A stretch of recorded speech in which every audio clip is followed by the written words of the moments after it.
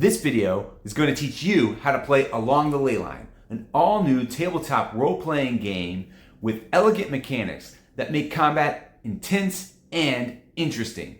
Let's get started.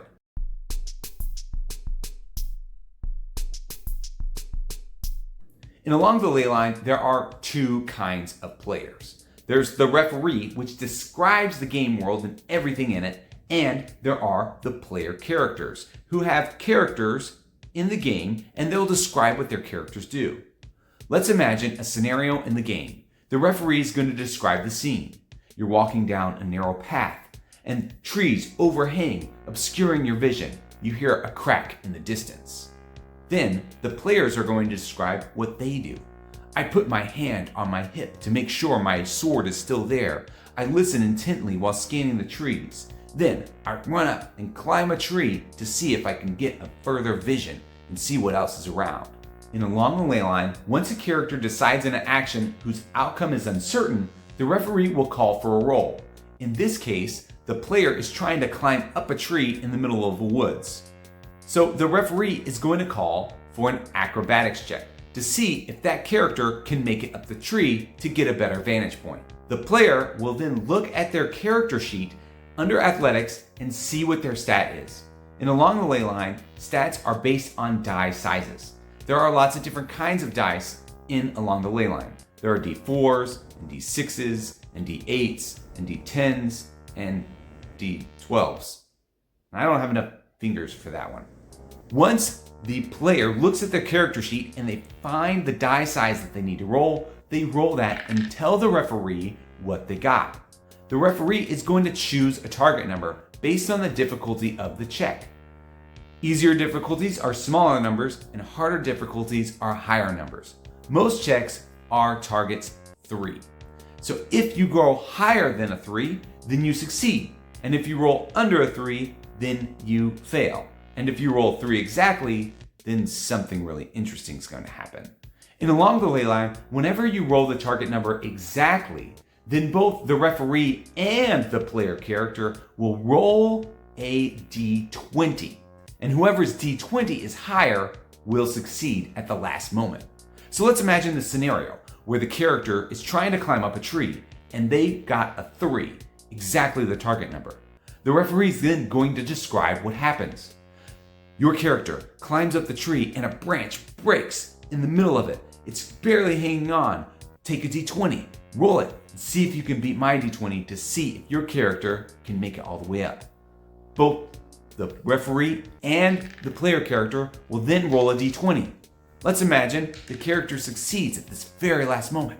Your character at the very last moment catches themselves even though they're falling and scramble up the tree.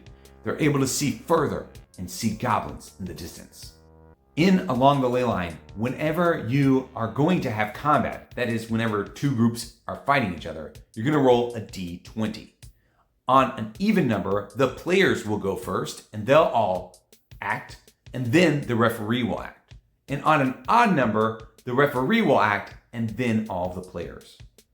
During combat, you have 3 things every single round. Every single character gets an action, a reaction, and a movement. We'll start with movement and work our way backwards. Movement's pretty straightforward. You move 3 spaces, which is usually 3 meters. But if you want to be imperial, you can say 3 yards instead. Works the same. If you're using theater of the mind, instead of moving 3 spaces, just move zones. So from this area of the forest to that area of the forest, or wherever. Reactions in Along the Leyline are used in response to something another character does, like you can block or try to dodge an attack. You can also use reactions to gain another benefit for your action, like focusing on a spell, maintaining concentration on a spell, or aiming to try to get a better hit. Actions are what you can use to attack, you can use to sprint and move further, you can use your action to aid somebody else, administer a potion, or really anything else you can think of. Every single turn, a character will get their action, reaction, and movement. So let's imagine this character in the tree drops down to try to fight the goblins. They use their action to charge in and attack. When they attack the goblin, let's say the goblin, in response, is going to try to dodge out of the way. When this happens, the player character will roll their melee attack die, and the goblin will roll their dodge die. If their dodge die is higher than the attack dice, then they jump out of the way and they take no damage.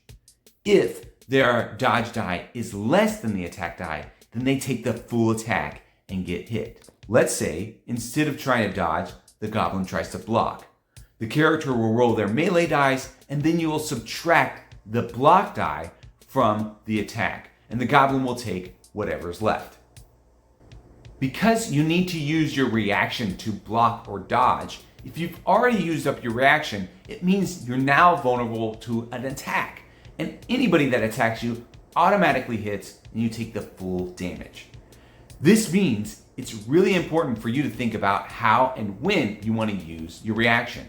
This makes Along the Leyline interesting every single combat round because you have to decide what your character does. Let's imagine that both the character and the goblin rolled the same number. When this happens, just like before when the character was trying to climb the tree, both the referee and the player will roll a d20. Whoever has the higher number will succeed. If the player gets the higher number, then their character is going to deal max damage.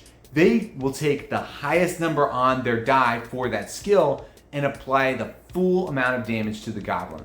If the goblin gets the highest number, then they will jump out of the way, fully dodge it, and get some kind of small boon, like getting their reaction back, or being able to get in a favorable position, or scurry away. Now, if both player characters, again, roll the same number on the d20, then they're locked in a struggle, and the character keeps slashing at the goblin as they're jumping around trying to dodge everything. It makes for really intense and special moments that just pop up occasionally during gameplay. Keeps things interesting, keeps people engaged. Okay, so we've talked about making skill checks, we've talked about running combat, let's talk about saving throws. Sometimes characters will be exposed to poisons and toxins. They need to make a body save, or maybe they're hit by some environmental factor like lava or rocks falling on their head, and they need to see if their constitution will hold up. When this happens, they're going to roll a body saving throw. Other times, the strange forces of magic are going to barrage their minds. When this happens, they'll need to roll a mind saving throw. Other times, characters will see something so terrifying that it's going to rock their souls. In that case, they're going to need to roll a spirit saving throw. Sometimes, they might be on death's door. When that happens, they'll need to roll a death saving throw. Whenever you roll a saving throw, you're going to look at your current save dice, which actually can change during gameplay. Most saving throws will begin as a d6. And if the character fails this by rolling a 1, 2, or 3, then the d6 will drop to a d4. If a d4 would drop, then something bad is going to happen. For body saving throws, you lose 10 HP. For mind saving throws, you lose 5 MP. For spirit saving throws, you get scared and have to stay still or run away from the enemy. For death saving throws, that's the worst one. Your character dies. You know what though? We haven't mentioned HP and MP. Players also have HP or health points and MP or mind points. Health points act like normal hit points. They lose health. Once it goes to 0, then they're going to start making death saves. Mind points are like your mental resilience against the unknown and insanity. Once your mind points hit 0, you start making mind saves. And if your mind save drops to 0, then you fall into an endless slumber or you go insane. This is an important point, referees. Players get to choose whether their characters fall asleep or go insane. If they fall into an endless slumber, think Snow White. Nothing can wake them up, except maybe some kind of crazy ritual. If they choose insanity, then the referee is going to gain control of that player character. That character will then do something weird and crazy, which the referee gets to choose. Again, players get to make this choice. This has been a very quick introduction to Along the Leyline. We've talked about how you have a referee and player characters and what each does in the game. We talked about making checks when something happens that you don't know. We talked about starting combat. We talked about actions and reactions and movement in combat. We talked about making attacks and blocking or dodging in combat. We talked about making saving throws. We talked about HP and MP. If you want to learn more about Along the Leyline and how to make a character, check out our video on how to make a character. And if you choose to make a magic user, then you're probably going to want to check out the magic video and how magic works in Along the Leyline. Thank you so much for taking the time to watch this video and learn how to play Along the Leyline. You can check it out by going to DriveThruRPG and looking up Piranha Score Productions. Link in the description below.